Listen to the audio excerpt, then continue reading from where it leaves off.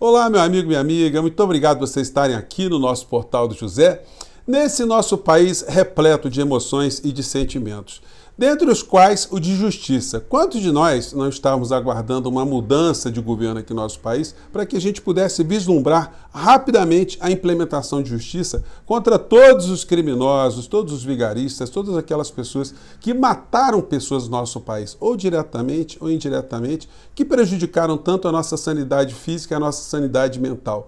Mas numa democracia, as coisas não funcionam assim. Na maior parte dos processos, é necessário que o acusado, que o réu, que o indiciado, o investigado, o averiguado, esteja na sede do crime.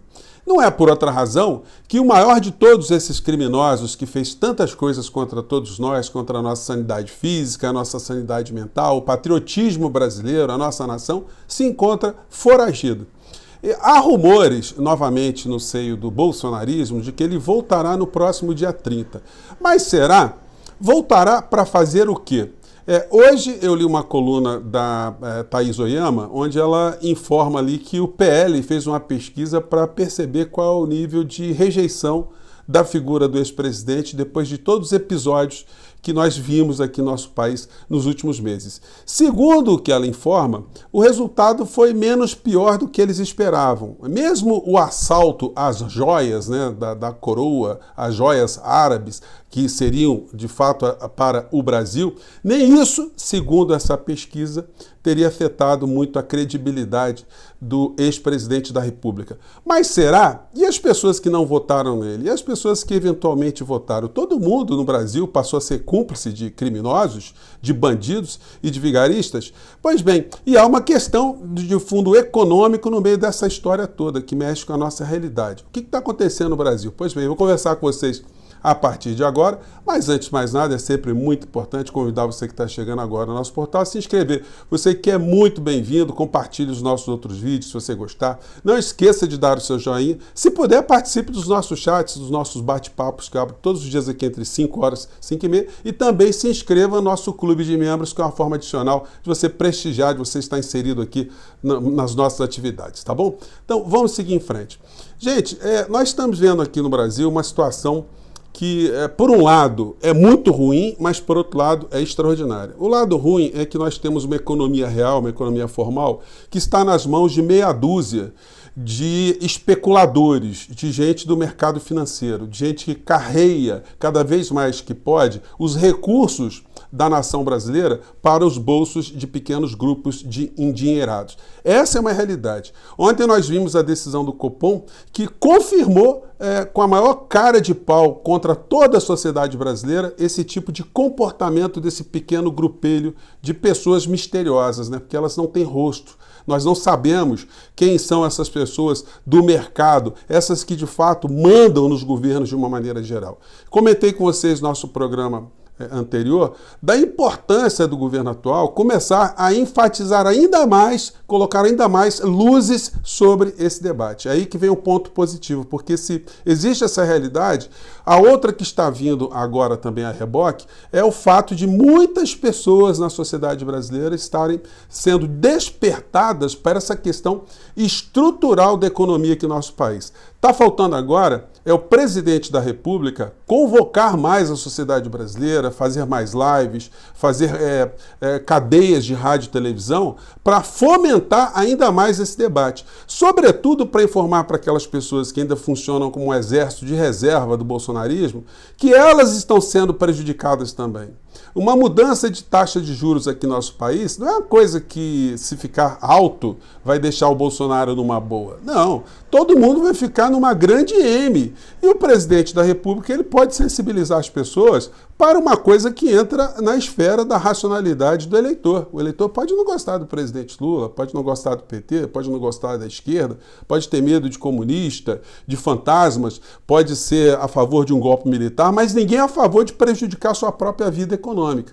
Então, esse debate precisa ser cada vez mais aprofundado. E a perspectiva que nós temos hoje não é nada boa, porque esse grupelho que está tomando conta da economia, da coluna vertebral da economia, não só não reduziu o valor dos juros, como está ameaçando de, na próxima reunião, ampliar ainda a taxa desses juros, que vai deixar o Brasil, que já figura como uma nação que tem a maior taxa de juros do planeta, de juros reais, passe a ter ainda não só a maior taxa de juros do planeta, mas de todas as constelações, né, que a gente puder mencionar. Enfim, então nós temos esse cenário. A figura do ex-presidente da República, que está pensando em retornar aqui no Brasil, para o Brasil, vai fazer política, mas para qual sentido? Vai fazer algum tipo de crítica na área econômica?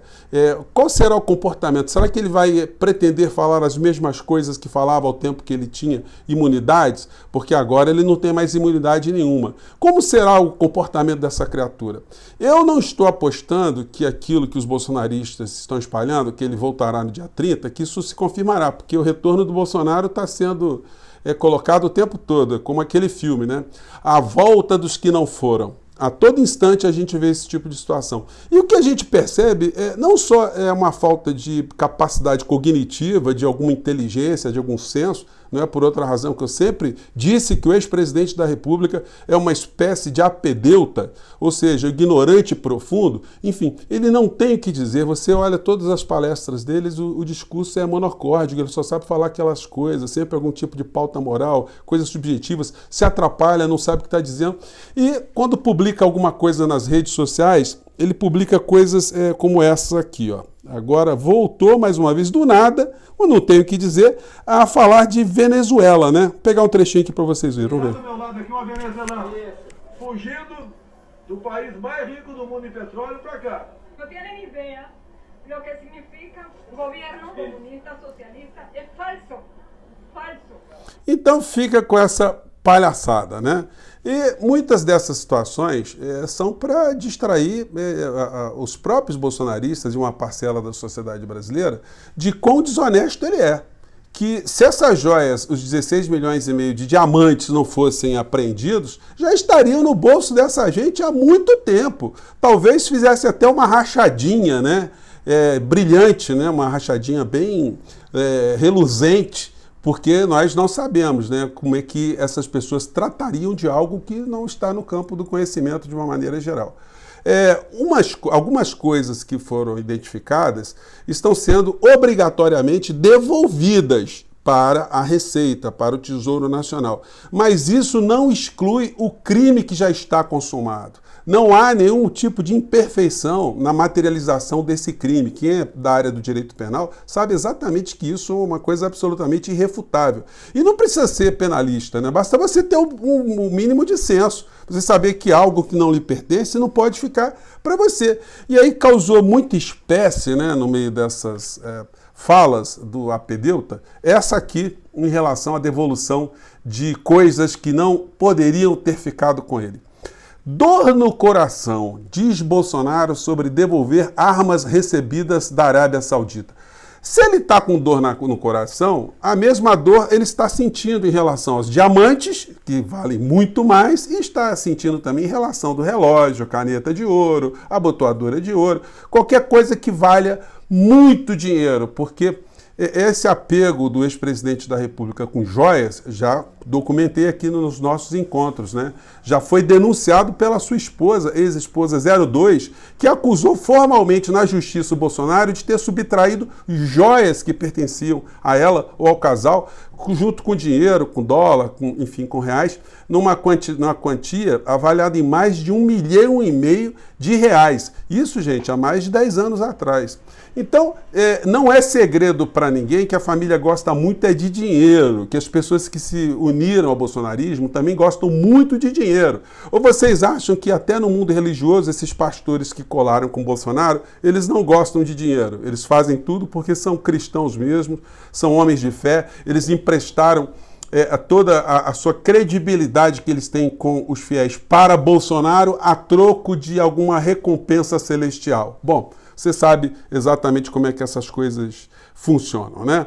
Bom, e aí eu comentei com vocês dessa pesquisa, né? PL encomenda pesquisa para medir força de Bolsonaro. Bom, essa pesquisa, gente, ela e nada será a mesma coisa se o Bolsonaro trilhar o caminho que nós todos estamos vendo que ele trilhará na justiça, ou seja, de ser condenado pela justiça eleitoral aqui no nosso país, ficar inelegível. Ele vai tentar emprestar essa suposta credibilidade dele para um futuro candidato.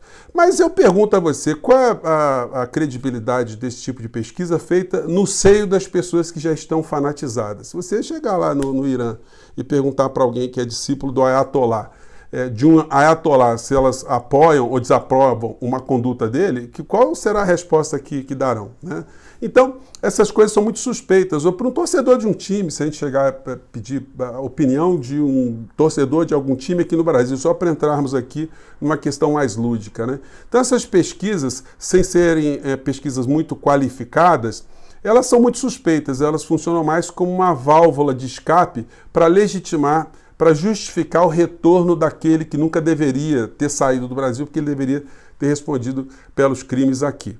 Bom, nesse universo todo, nós continuaremos aqui a jogar luzes sobre essas questões todas e a cada instante a gente vai migrando os nossos assuntos, as nossas atenções, os nossos sentimentos de justiça. Eles vão permanecer acesos, a gente vai continuar a jogar luzes sobre os criminosos. Eu quero ver muito a cena da devolução dessas joias que já estão sendo devolvidas, dessas armas, que estão causando muita dor no coração do Bolsonaro.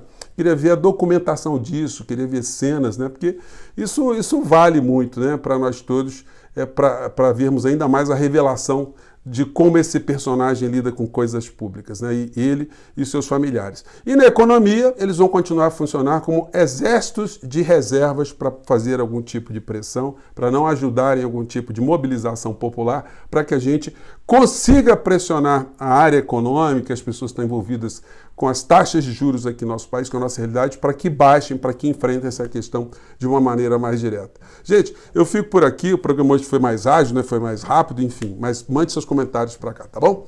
Um grande abraço e até o nosso próximo encontro. Tchau!